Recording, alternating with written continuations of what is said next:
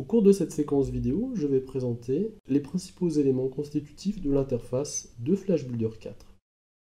Lorsque vous ouvrez Flash Builder pour la première fois, vous vous trouvez face à cette page de démarrage qui vous renvoie vers l'aide d'Adobe, qui vous permet d'apprendre à rapidement créer une interface utilisateur en utilisant les composants et les containers, à vous connecter à des données distantes ou alors à générer un service pour vous y connecter, à utiliser les états pour créer les écrans d'une application Flex, ou encore à utiliser le langage ActionScript 3 pour ajouter de l'interactivité avec votre application Flex. Donc l'ensemble de ces éléments, nous allons les voir ensemble au cours de cette formation vidéo. Donc je vais fermer cette page de démarrage. Donc il faut savoir que Flash Builder en fait se présente sous la forme d'un plugin pour Eclipse. Donc ici en fait nous sommes un développement qui est familier des utilisateurs d'Eclipse. On retrouve une barre de lancement rapide, les panneaux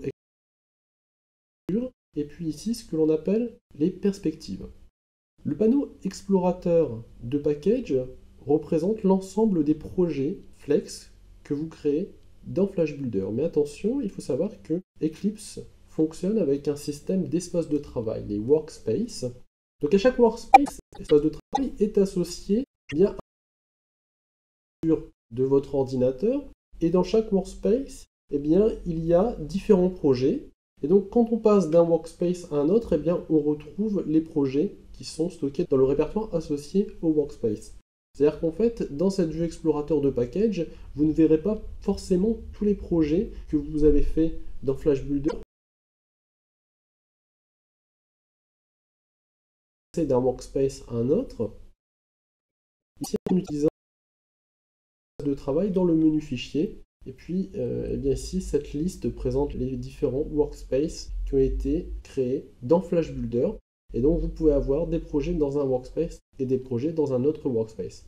Il faut savoir que lorsque vous commutez l'espace de travail, cela entraîne la fermeture d'Eclipse et le redémarrage d'Eclipse par la suite. Donc quelque chose qui est aussi de cet environnement de développement, c'est ici la notion de perspective.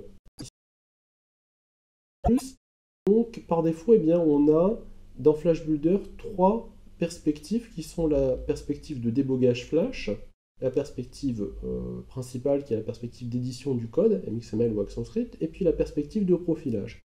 À chaque perspective est associée une disposition des différents panneaux et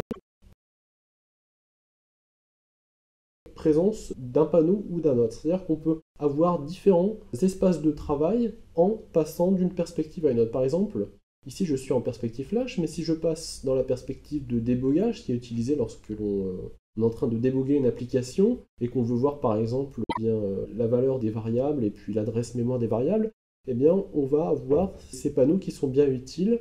Ici, débogage avec la pile d'appels de méthode et puis le panneau variable ici qui va nous permettre d'inspecter les différents objets qui sont dans le scope d'exécution en cours. Voilà, on peut avoir d'autres panneaux. Et donc ici, si je ferme ce panneau, donc c'est complètement configurable. Hop, je vais fermer le panneau moniteur réseau également. Donc je garde le panneau console et puis je vais agrandir le panneau console. Je passe sur la perspective Flash, sur la perspective principale.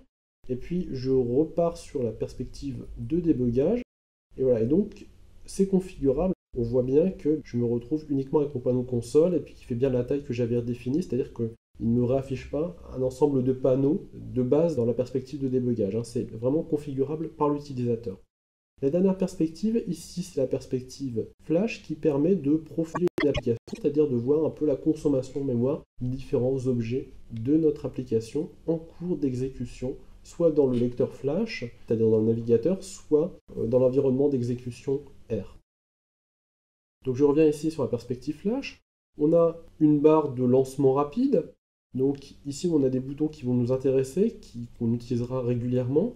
Donc ce premier bouton qui permet d'exécuter l'application, mais pas en mode débugage, contrairement à celui-ci qui le permet, et donc qui va nous permettre d'inspecter l'adresse mémoire de nos objets, ce que contiennent les variables référencées dans notre code ActionScript, et puis ici, ce dernier bouton qui nous permet d'exécuter l'application en mode profilage. Donc ce sont des raccourcis.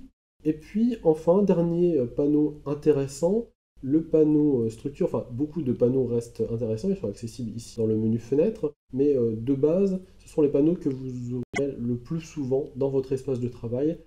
Donc ce panneau structure, on comprend mieux si on fait un projet. Donc je vais créer un premier projet, juste pour montrer l'intérêt de ce panneau structure, donc un projet flex. Donc je ne détaille pas plus que ça.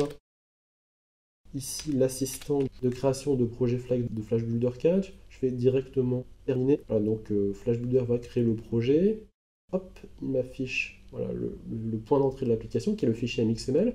Et donc si je passe en mode structure, et bien ici j'ai un accès rapide aux différents éléments qui composent mon fichier XML. Et puis si je crée une classe son script,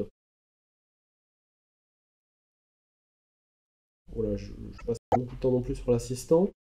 Je crée une simple classe ActionScript et puis ici, le panneau structure va me permettre de naviguer facilement entre les méthodes et les propriétés de ma classe. Donc là, j'accède ici à la déclaration de la classe et puis ici au constructeur de ma classe structure. Donc voilà pour les éléments principaux qui composent la